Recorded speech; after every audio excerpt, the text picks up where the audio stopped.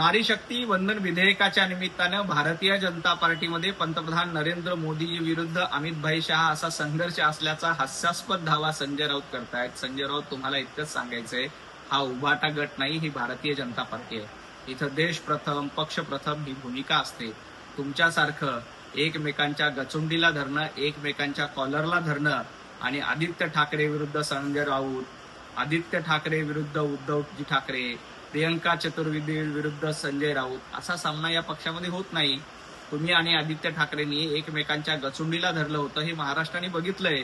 भारतीय जनता पार्टीत पंतप्रधान नरेंद्र मोदीजी, अमित शहा यांचं नेतृत्व देशहित बघतं. कालचं विधेयक कुठल्या पक्षाच्या हिताचं नव्हतं, तर महिलांच्या हिताचं होतं. आणि दुर्दैवानं इंडी आघाडी, उभाटा गट यांनी त्याला विरोध केला आणि महिला विरोधात भूमिका घेतली. जरा आपल्या पक्षात काय चाललंय ते बघा आणि मग भाजपवर टीका करा.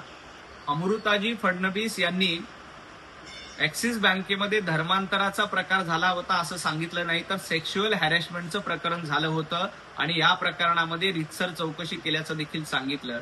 संजय राऊत, सेक्शुअल हॅरेसमेंट बद्दल जर का बोलायचं झालं तर पाटकर फाईल्समध्ये तुम्ही कशा पद्धतीनं एका महिलेवर अन्याय करण्याचा प्रयत्न केला, कशा पद्धतीने एका महिलेला शिवीगाळ करण्याचा प्रयत्न केला, या पाटकर फाईल्समध्ये आणि त्या पाटकर फाईलच्या ऑडिओमध्ये महाराष्ट्राने ऐकलंय.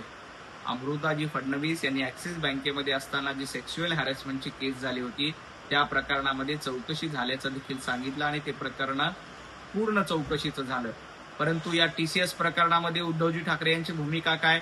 ज्या पद्धतीनं महाराष्ट्रामध्ये धर्मांतराचं प्रकरण सुरू आहे त्याबद्दल उद्धवजी ठाकरे मूग गिळून गप्प आहेत, त्याच्याबद्दल चकार शब्दाने बोलत नाहीत. संजय राऊत, एकदा सांगा उद्धवजी ठाकरेंना त्यावर बोलायला.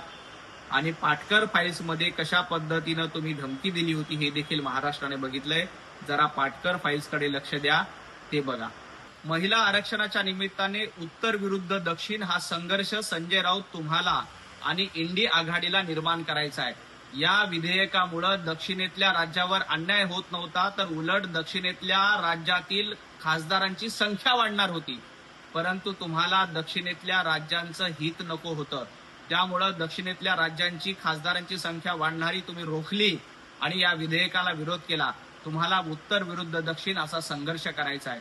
दक्षिणेतल्या राज्यावर अन्याय होईल हे तुम्हाला बघायचंय, त्यामुळंच अशा पद्धतीच्या विधेयकाला तुम्ही विरोध केलाय. परंतु लक्षात घ्या, नारी शक्ती आणि दक्षिणेतील राज्य तुम्हाला माफ करणार नाहीत. ज्या पद्धतीनं तुम्ही देशविरोधी भूमिका घेण्याचं काम केलंय, इंडी आघाडीनं काम केलंय, तुम्हाला या देशातल्या लाडक्या बहिणी आणि जनता, मोदी है तो मुमकिन है या नमकीन है, हे देशाच्या जनतेनं ठरवलंय. ती दंतकथा नाही तर सत्यकथा आहे. पंतप्रधान नरेंद्र मोदीजी 3 वेळेला निवडून आले. संजय राऊत, तुमच्या पक्षाची जंतकथा झालेली आहे. पोटात जसे जंत वळवळतात तसं तुम्ही वळवळतायत, हे देखील महाराष्ट्राने बघितलंय. ज्या पद्धतीनं महिला आरक्षण विरोधी भूमिका तुम्ही घेतली आणि महिला आरक्षणाचं विधेयक संसदेमध्ये पाडण्याचं काम उभाटा गटाने केलं, लाडक्या बहिणी तुम्हाला माफ करणार नाहीत. रस्त्यावर उतरून तुम्हाला धडा शिकवतीलच, पण येणाऱ्या निवडणुकीमध्ये जसं मागच्या विधानसभेला तुमचा सुपडा साफ करण्याचं काम लाडक्या बहिणींनी केलं, आता देखील या लाडक्या बहिणी तुमचा सुपडा साफ केल्याशिवाय राहणार नाही. उभाटा गटाच्या नेत्या माजी खासदार प्रियंका चतुर्वेदी यांनी महिला आरक्षण विधेयकावर उद्धवजी ठाकरे, संजय राऊत यांना आरसा दाखवला. संजय राऊत देवेंद्रजींचं ट्विट बघण्याच्या ऐवजी काल प्रियंका चतुर्वेदीजी यांनी केलेलं ट्विट बघा, तुमचे डोळे उघडतील. महिला आरक्षणाचं समर्थन करण्याचं काम प्रियंका चतुर्वेदीजी यांनी केलं. त्यांचे मनापासून धन्यवाद आणि अभिनंदन करतो की त्यांनी देश हिताची भूमिका घेतली, नारी शक्तीच्या हिताची भूमिका घेतली.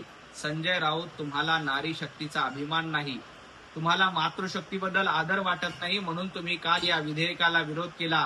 प्रियंका चतुर्वेदी यांचं ट्विट वाचा आणि ते जरा हिंमत असेल तर रिट्विट करा आणि मग इतरांवर बोला. ज्या पद्धतीनं नारी शक्तीचा अपमान करण्याचं काम तुम्ही केलंय, देशातील नारी शक्ती तुम्हाला माफ करणार नाही.